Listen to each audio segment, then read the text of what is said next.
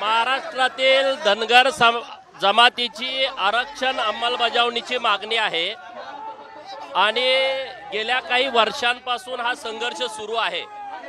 हायकोर्टामध्ये जी धनगर जमातीच्या वतीनं पिटिशन दाखल केली होती त्यामध्ये महाराणी प्रबोधिनी मंचच्या वतीनं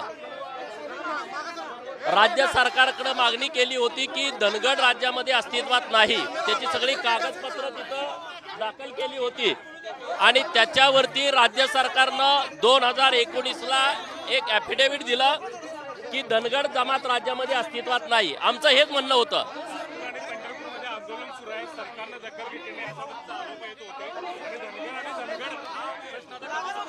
बघा, राज्य सरकारकडे आमची हीच मागणी आहे। आजच्या आज तात्काळ धनगर जमातीच्या 5 लोकांनी जे छत्रपती संभाजीनगर जिल्ह्यातील फुलंब्री तालुक्यातील बाबरा गावातील खिलारे कुटुंब आहे, जे मूळचं धनगर आहे परंतु त्यांनी त्यांच्या शाळेच्या जन्माच्या दाखल्यावरती खाडाखोड करून रच्या ऐवजी धनगरांचे दाखले काढलेले आहेत, ते आजच्या आज तात्काळ रद्द करावेत।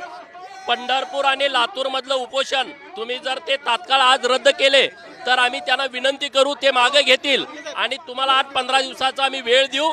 त्यामध्ये तुम्ही GR काढावा की 36 नंबरला धनगड ऐवजी धनगर संबोधित यावं आणि राज्यातल्या सगळ्या कलेक्टरांना तुम्ही निर्देशित करावं आणि धनगरांना STचे दाखले देण्यास चालू करावं।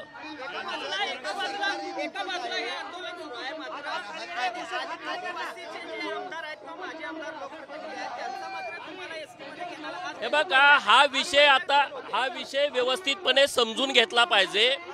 आदिवासी जमातीच्या लोकांना भीती वाटते की धनगर जमात ही महाराष्ट्रामध्ये संख्येनं मोठी आहे आणि हे जर आदिवासीमध्ये आले तर आमच्या आरक्षणाला धक्का लागेल। परंतु मागच्या 1.5 महिन्यापूर्वी पंजाब सरकारच्या विरोधामध्ये एक सुप्रीम कोर्टामध्ये निर्णय झाला।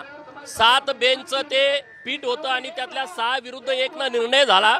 तो निर्णय असा झालाय की या देशामधल्या SC आणि ST जाती आणि जमातीमध्ये उपवर्गीकरण करण्यास मान्यता सुप्रीम कोर्टाने दिलेली आहे आणि त्याचे सगळे अधिकार हे राज्य सरकारला त्या दिलेले आहेत। आणि म्हणून आदिवासी जमातीला माझी हात जोडून विनंती आहे, आदिवासी जमातीचं जे 7% मूळ आरक्षण आहे त्या आरक्षणाला, ते राजकीय असेल, ते शैक्षणिक असेल, ते नोकरीतलं असेल, केंद्राचं आणि राज्याचं बजेट असेल, त्या 7% आरक्षणाला धक्का लागावा असं महाराष्ट्रातल्या धनगर जमातीचं अजिबात म्हणणं नाही। धनगर जमातीचं अतिक्रमण करणं किंवा घुसखोरी करणं हा स्वभाव नाही आहे। त्यांचं 7% आरक्षण राज्य सरकारनं STA म्हणून त्याला ब्रॅकेट करावं, ते वेगळा प्रवर्ग करावा आणि धनगर जमात ही आता भटक्या विमुक्तामध्ये आहे, NT क म्हणून आहे।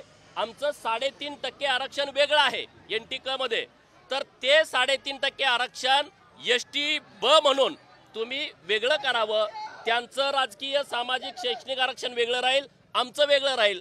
त्यामुळे आदिवासी जमातीच्या आरक्षणाला कुठलाही धक्का लागत नाही। तरी सुद्धा आदिवासी जमातीचे आमदार वारंवार सरकारला धमकी देत आहेत की आम्ही मुंबईला जाणारं पाणी बंद करू, आम्ही रेल्वेचे रूळ उकडून टाकू, आम्ही रस्ता रोको करू। आणि म्हणून आज महाराष्ट्रातल्या सगळ्या धनगर जमातीनं रस्त्यावर येण्याचं ठरवलं की आदिवासी जमातीच्या आरक्षणाला धक्का लागत नसताना सुद्धा हे धनगर जमातीच्या आरक्षणाला विरोध करतायत। त्याच्या विरोधामध्ये आज आम्ही सगळे रस्त्यावरती उतरलोय।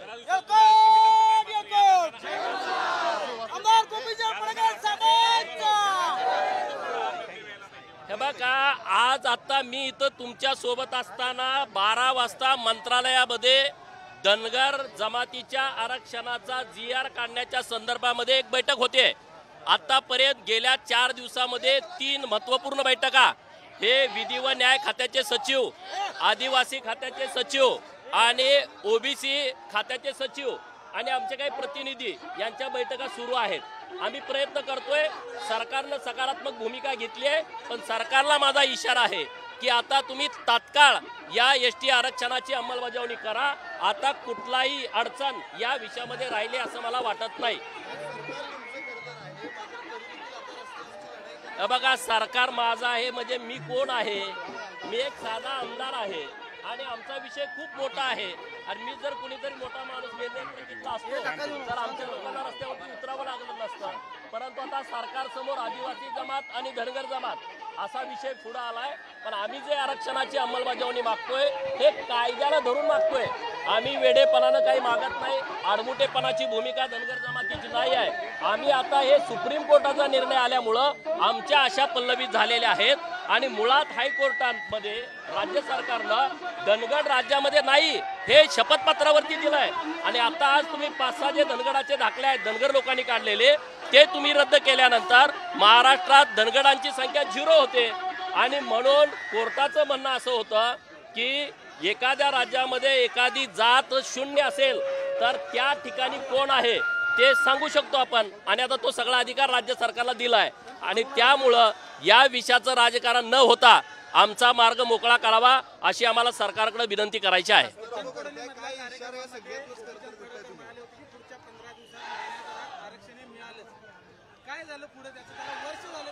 हे बघा हे सगळे सातत्यानं आमच्या प्रक्रिया सुरू आहेत. 16 फेब्रुवारीला हायकोर्टामधला आमचा निकाल आला. आम्ही प्रयत्न करत होतो सगळ्या बाजूनं. हायकोर्टामध्ये आमची केस सुरू होती. सरकारनं 3 ॲफिडेव्हिट धनगर जमातीच्या बाजूनं दिले होते. धनगर राज्यामध्ये अस्तित्वात नाहीत हे दिले होते. हायकोर्टाच्या ही सगळी परिस्थिती आम्ही लक्षात आणून दिली. परंतु शेवटच्या 2 तारखांमध्ये जे आमचे धनगर लोक आहेत खिलारे कुटुंब त्यांनी धनगराचे दाखले काढलेले आदिवासी जमातीच्या लोकांनी तिथं सादर केले. कोर्टाचं म्हणणं असं आलं की तुमचं म्हणणं आहे की 0 धनगर या राज्यामध्ये आहे. आणि हे आदिवासी जमातीचे 6 दाखले आमच्या समोर आलेत. त्याला जात पडताळणी मिळालेली आहे. आणि जोपर्यंत जात पडताळणी झालेले 6 दाखले रद्द होत नाहीत तोपर्यंत याच्यावरती आम्हाला 0 धनगर राज्यामध्ये आहे हे म्हणता येणार नाही. ते दाखले रद्द करण्यासाठी आम्ही प्रयत्न केला. परंतु त्यामध्ये राजकारण झालं. त्या ज्या काही जात पडताळणी समितीच्या प्रमुख होत्या त्या अचानक रजेवरती गेल्या. अशा काही अनेक अडचणी यामध्ये आल्या. आता त्याचा व्हिजिलन्स रिपोर्ट आलाय. त्यांनी मान्य केलं की धनगर लोकांनी रच्या जागी ओव्हर रायटिंग करून ते दाखले काढलेले आहेत. सरकारकडे तो अधिकार नव्हता. जात पडताळणी समितीला एखादा दाखला बोगस दिला तर तो रद्द करण्याचा अधिकार नव्हता. तो हायकोर्टात जावं लागत होता. असे अनेक अडचणी होत्या. आज काल रात्री माननीय देवेंद्र फडणवीस यांच्याकडे ती फाईल होती दाखले रद्द करण्याच्या बाबतीमध्ये.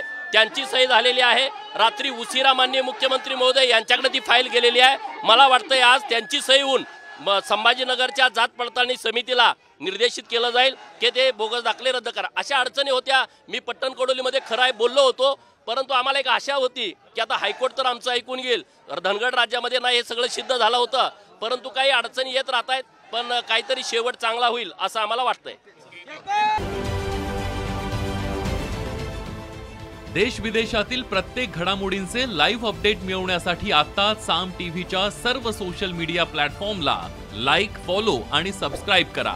तसंच सर्व नोटिफिकेशनसाठी बेल आयकॉन प्रेस करायला विसरू नका.